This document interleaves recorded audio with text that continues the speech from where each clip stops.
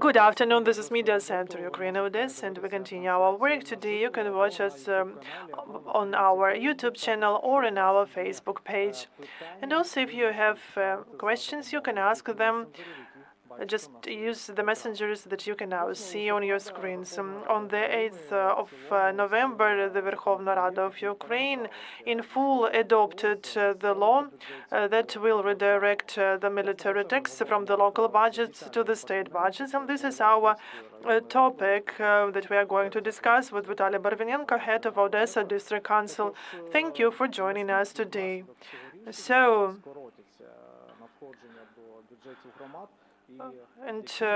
what can expect to the community, or what can they do just to fill in the gaps in their budgets?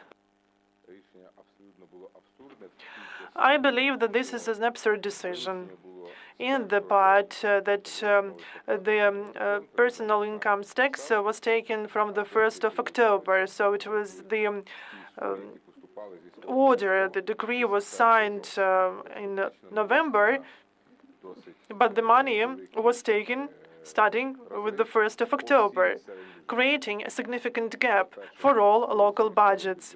This is the first thing that I would like to tell about the Odesa budget. It will lose around 10%, but there are some other communities all over Ukraine where the exclusion of this money without any compensation will cause problems for the survival of communities. Even if we take the north of the Odesa Oblast, this money was quite significant for this community. And the Verkhovna Rada has not developed yet the compensation procedure. And at first, it was planned to have 4 sectors for different types of communities. But on the other hand, villages and towns can have internal external borrowings, of course, as agreed with the Ministry of Finance. Yes, but as of the 10th of December, there has been no decree or other document of the Ministry of Finance about the established procedure. So theoretically, legally, it is possible, but there are no secondary legislation that can make it possible in practice. The Ministry of Finance has not developed this as a structure responsible for this process. In Odesa Rayon, how many communities do we have? 22. How much money was taken, was covered by the military personal income tax? And there are different communities, and sometimes it could be disproportional. When we had the Dacha community with the military personal income tax was like 400 million, that was inadequate. But we have another community on the border with Kuchergan. There we have a situation when there were no military at all, and the community lives on dotation. Even in one rayon, in one district, we have different types of communities. For example, like Odesa, they had big budgets for the development. Then perhaps that community will survive. Dachna had 400 million. And I try to understand how they spend that money, and that was rather suspicious. Because of the objective situation. On the other hand, we have Avidiopol, and for this community, that 8 million of military personal income tax, that money was important. Since like last year, we live like in the full-scale invasion, and the personal income tax from businesses, from other taxes of community, have decreased. People left abroad. Some of the enterprises were destroyed. And there is no compensation mechanism. It is theoretically envisaged by the law, but it doesn't work in practice. You say that this decision of the Verkhovna Rada is absurd. I mean, absurd that on the 15th of November the draft law was signed, but the money was excluding starting from the 1st of October. But before there was your press conference, and where you said that part of this tax should be left with the community. Yes, the Cabinet of Ministers offered that, but the Verkhovna Rada made another decision. And I say the same, that we should divide this tax in two parts and also to have the compensation. But there were some other sources of income, and we don't have any more because of the war. Because all adequate communities, not only I, and all people who are good in maths, that there should be a compensation mechanism, because not all communities are like Dachne or Odesa, because dozens or hundreds of communities used this personal income tax to cover their basic needs. And that was the idea of reverse compensation. And so theoretically it is there, but the decree of the Cabinet of Ministers envisages no mechanism for that. And if we look globally on the situation, I don't have the answer. I met some of the ministers in power, and I asked them, saying that you understand the situation, and I understand the situation. Are you going to offer the compensation mechanism for hundreds of communities? But there is another situation, the full-scale war, and the Minister of Industry, Mr. Commissioner, says that all the resources should be spent to defend our state. I fully support that. But I'd like to repeat once again that there are 30% of communities that cannot cover their needs.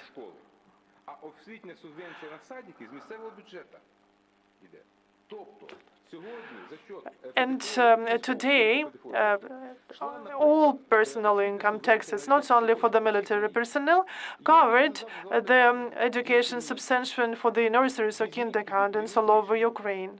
And they offered to make the decision just to have the same subvention that you provide for education or health to give to nurseries or kindergartens, because we need to deal somehow with social issues, because we are not discussing some payments at the moment. We are talking about the communities that will not be able to survive without this personal income tax. You say that there is a disproportional distribution of money between different communities. We can also discuss the rational use of money. We can talk about many examples about like reconstruction of stadiums in Chornomorsk community. And such cases prove once again that some communities have enough money that they spend on some side things. I agree with you, but there is the budget law that has been already adopted. Yesterday is the meeting of the Commission.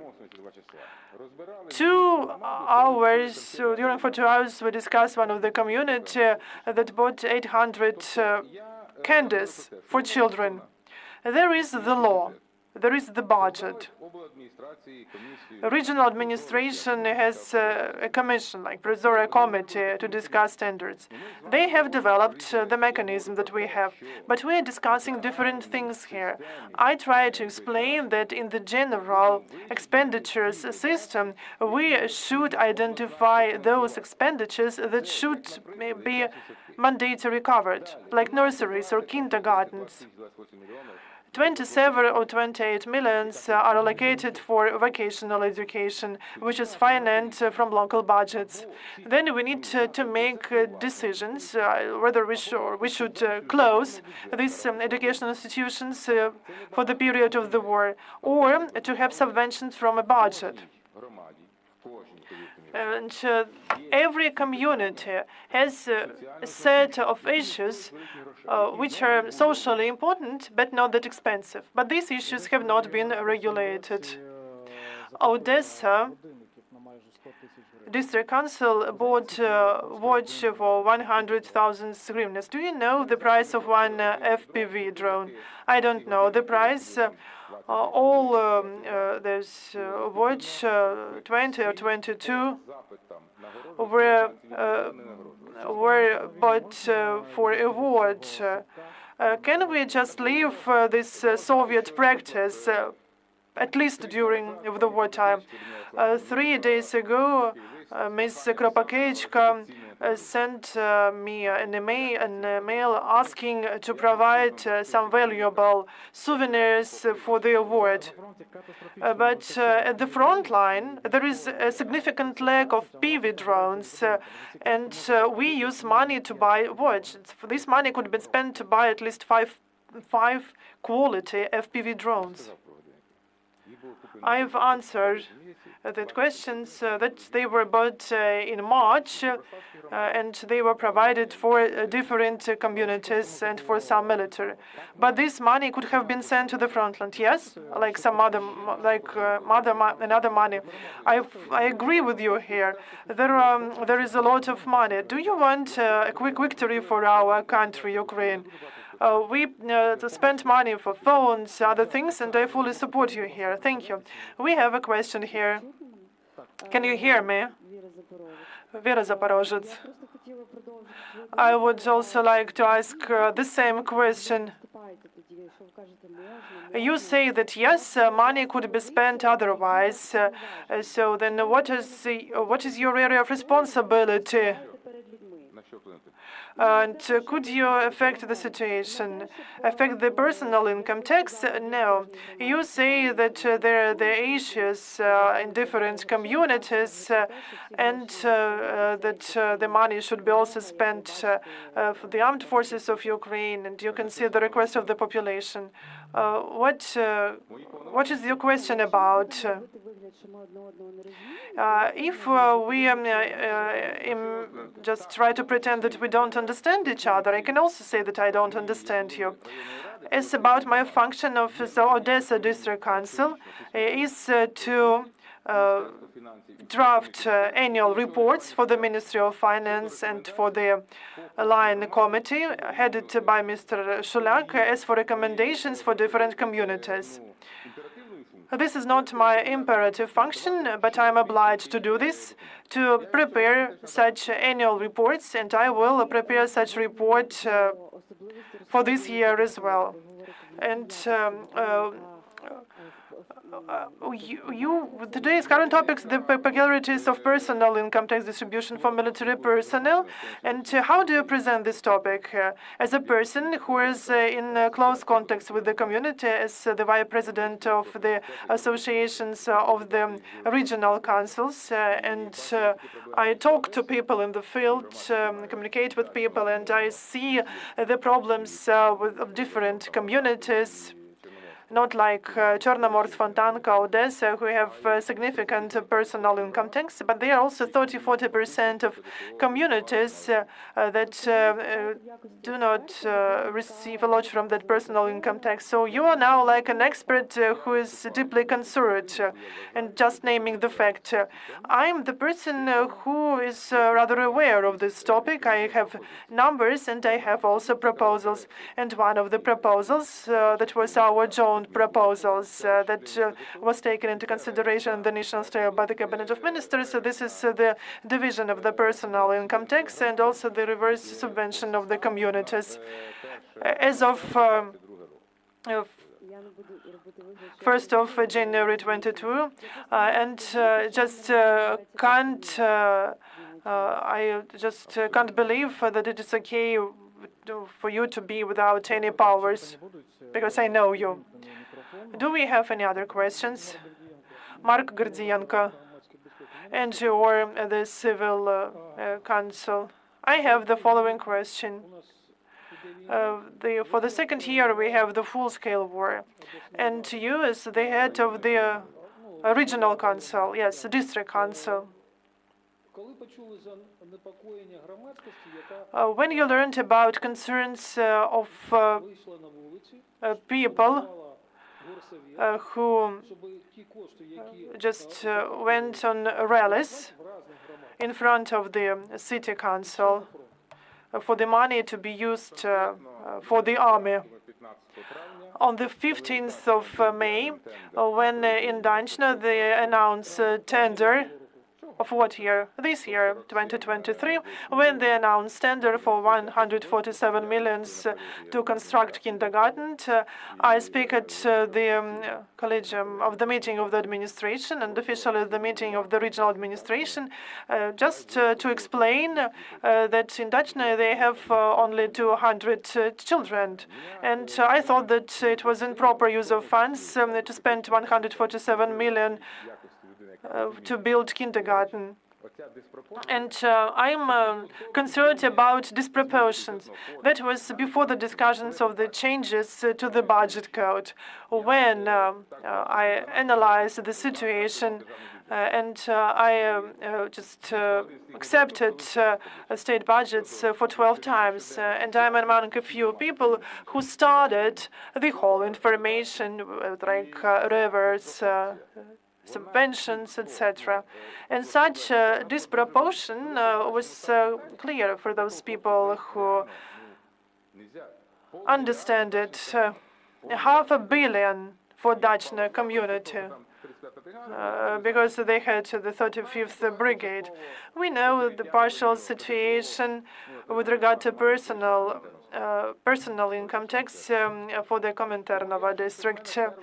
And that's why in May I openly said that this is incorrect, that this is wrong. And back then I have a proposal, just taking in consideration the difficulties with the procurement through the joint financing program to provide money. Sometimes you want to get everything and you get nothing. This is the same situation. And everything was taken from them. I have one more question. Have you analyzed what communities of Odesa district invested the most from personal income tax for the army?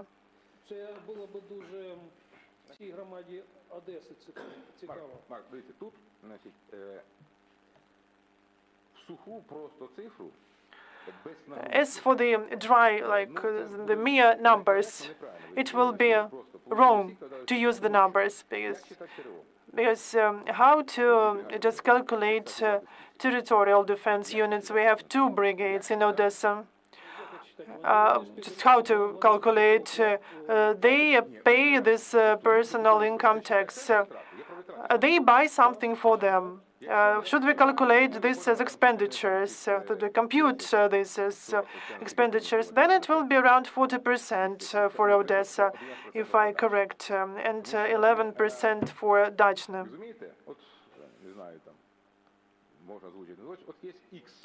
There is some number of brigades who are registered in the city of Odessa. We have also some number of brigades that are registered in Dachna. But expenditures, when it comes to expenditures, we have one special authority or structure from here. They have that they need some special things to use for water. Those items were bought. How to show it? How to record it? And I've offered that, for example, is there.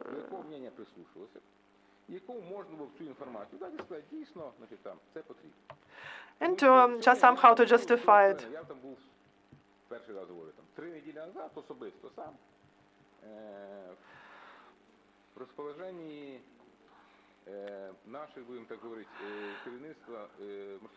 And they wanted to transfer these things to the leadership of the Marine Corps.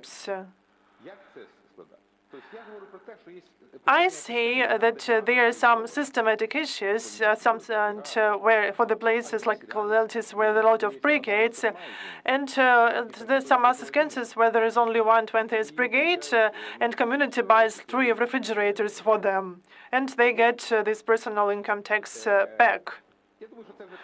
That's why this issue has already been settled. They have taken this money. And how they will be used in Kiev, it is a question for me to know. I don't see any possibility now. How in Kiev they will be able to use all these hundreds of billion properly? How will they be able to control this? And how they will be able to control these expenditures? These are significant numbers, but I'm sure that inflexibility of some of the heads of communities, and it's not about rallies even. This is about those communities who got large amounts of money and could not physically spend it, and it was clear. This is could be said about Ismail. Just you need to work with numbers for 3 days, and everything was clear. Everything. Do we have some other questions?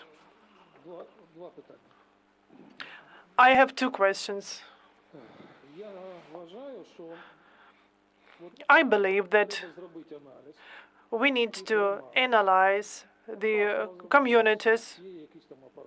You have resources for that in the Odesa Regional Council, and to report to the communities in the Odesa region, and also to say that there is some goodwill, people who provided this personal income tax to the military, and there are bad people who stole those money. Me, as it is very important for me, as for the civil activist, I believe that this should be done. That we should have the list of people who properly spend money, and those who abuse the situation. I can see that you are an expert. Could you make such an order for your employees for us to see in 1 month the list? Not 2 months, but we need 2 months for that. Because the law came into force from the 1st of October.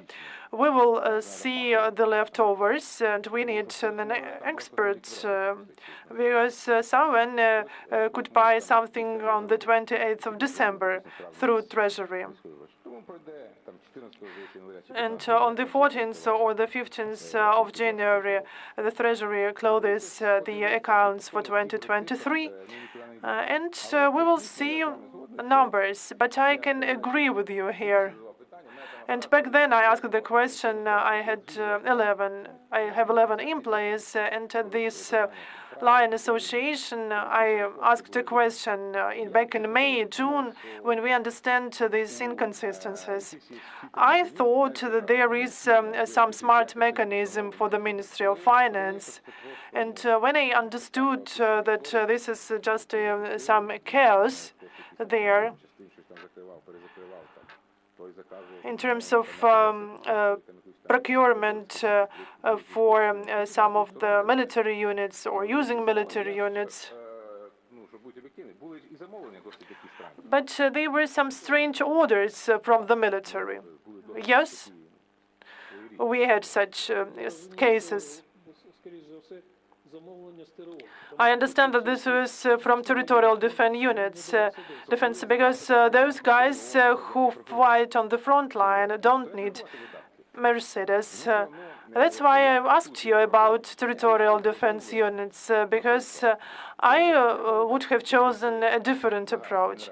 I can provide general numbers with regard to expenditures. But we should identify, for example, like 20 criteria. What should be consider it as really needed to defend Ukraine, and what is redundant.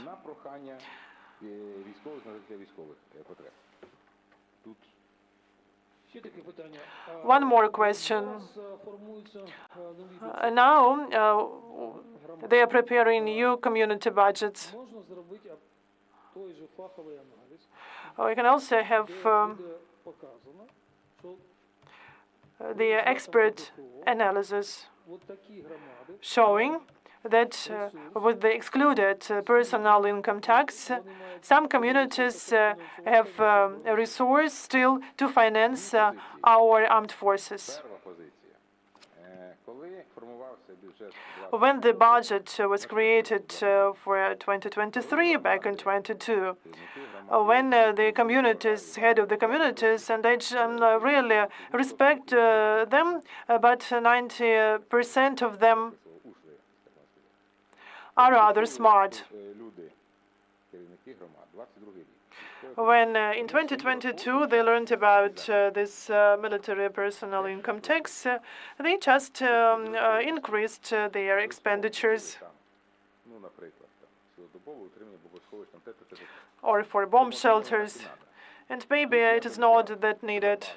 And here, I would have used the mandatory expenditures as of 2021 for nurseries or kindergartens, and also the mandatory expenditures. And this difference between what is needed and what is redundant, which is formally by the law is like a mandatory expenditure, could be compared with the 2021.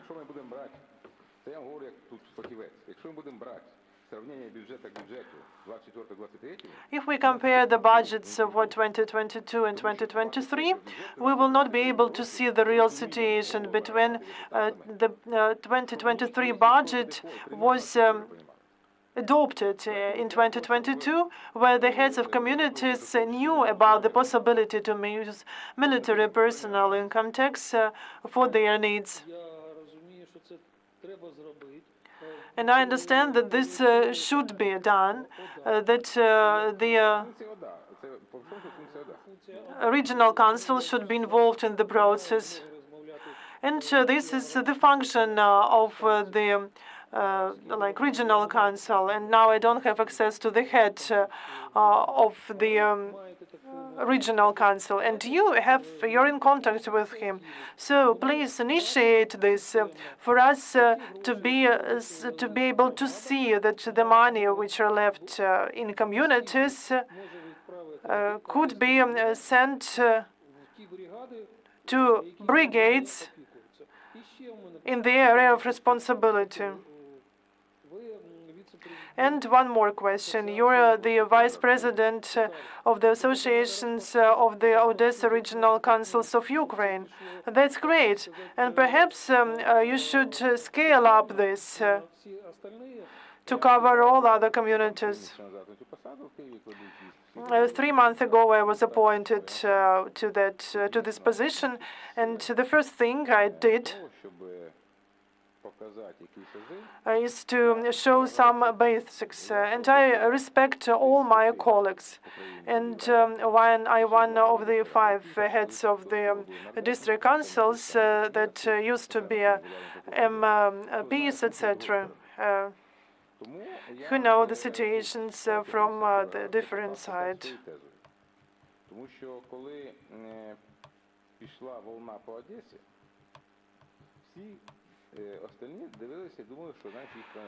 And actually, there were different situations with the rallies mentioned. For example, in Poltava, they see no rallies, and the situations there was even worse than in Odessa.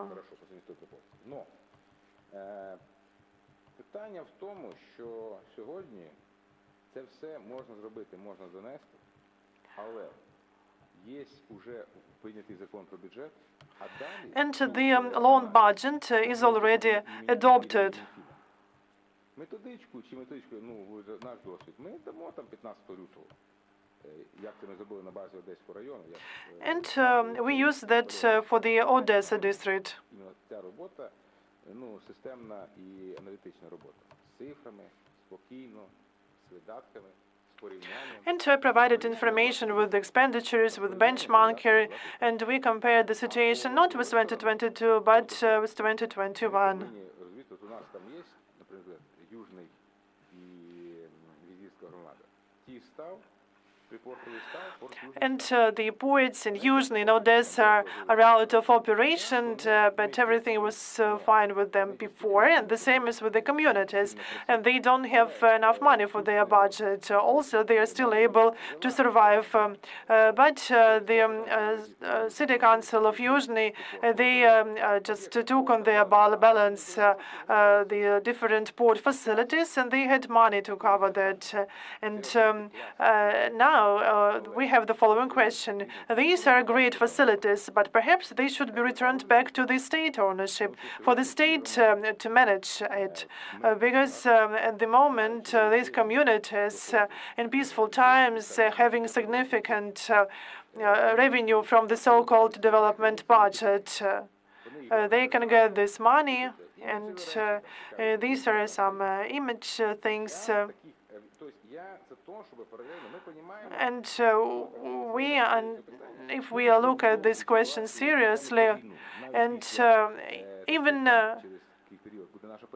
after the war is over, there will be 5, 7, 10 years when the communities will not be able to recover, because we will need time to recover everything. And this is just maths. So for 1 decade, such communities as Kilia, Izmail, Chernomorsk, and Gulaeva have to reconsider the ownership structure for their community. For example, Chernomorsk just has the port hotel on its balance, and this affects expenditures. And this depends on the army or some other structures. And I think that this is an option, but it is better for communities. They need to invest and not to steal from budget. You mentioned the vocational schools. These are needed now by our country. We need to have dozens of such things opened for every community, because we have a lot of lawyers, but not so many other professionals. And I worked with that. When I was the People's Deputy to Tarbonare, I opened the vocational school for welders.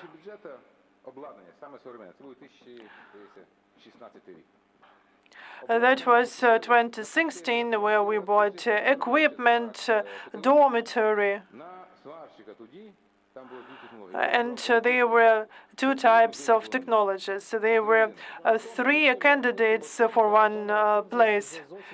Dear colleagues, this is a different topic. We can discuss this after the briefing. In 25 minutes, we are going to have the next briefing. Just one more question, the last one.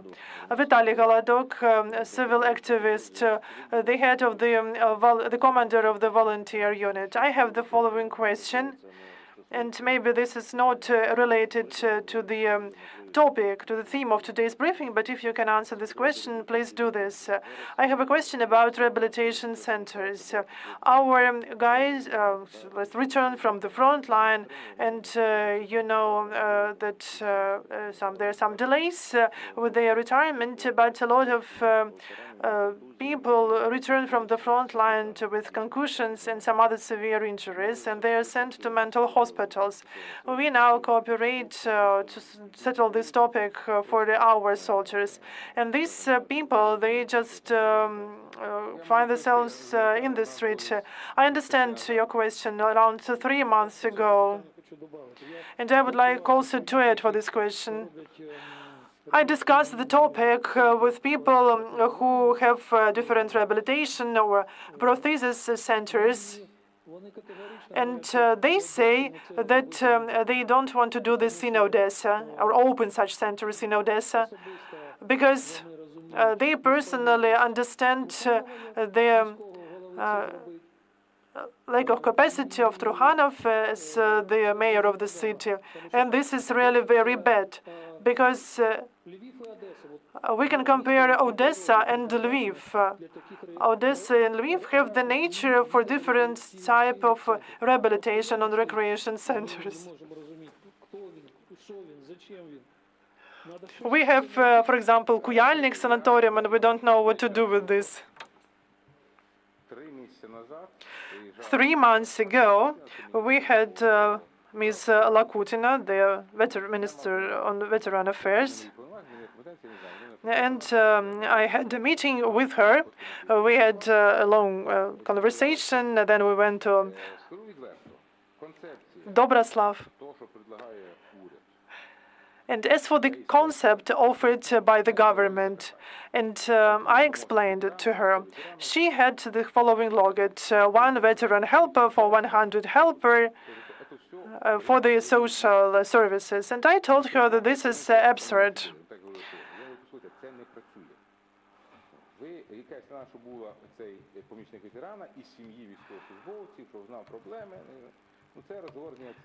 And I discussed to her that this is impossible. I have on the territory of the Novobaysk community the huge facility which is called Kujalnik Sanatorium, and that the military took from the Ukrainian trade union association. And I just offered to use that facility and to use that land. If the state or the government will take this facility on their balance to create a rehabilitation center. Because now, and we understand the importance of this topic, thank you for asking your question, the problem will only become worse. Without proper rehabilitation, people will not be able to continue their life, and we will not be able to put all these persons in Kiev. Every region needs to have like several basic big centers, and the centers in communities after rehabilitation. And then this system will be efficient. And those veterans, helpers, with full respect to veterans and the Minister on Veteran Affairs, this will not be successful. And we will continue this topic. I will talk with Mishagli, and I will provide you some materials about the Kujalnik facility. And this is the only facility that we can use, and we can just invest money from this personal income tax taken by the government. And this money could be invested there for the development of modern complex. And this should be done. Thank you very much for joining us today. And the money that communities still have, could you support to spend this money properly for our military? I can only report about this money. I don't have powers just to affect the situation, but I can show the situation. What is your personal opinion? Should communities spend all their leftovers for the army? Yes or no? Should this money and for the except for the protected articles? Yes. Thank you. And we will continue in 1:30.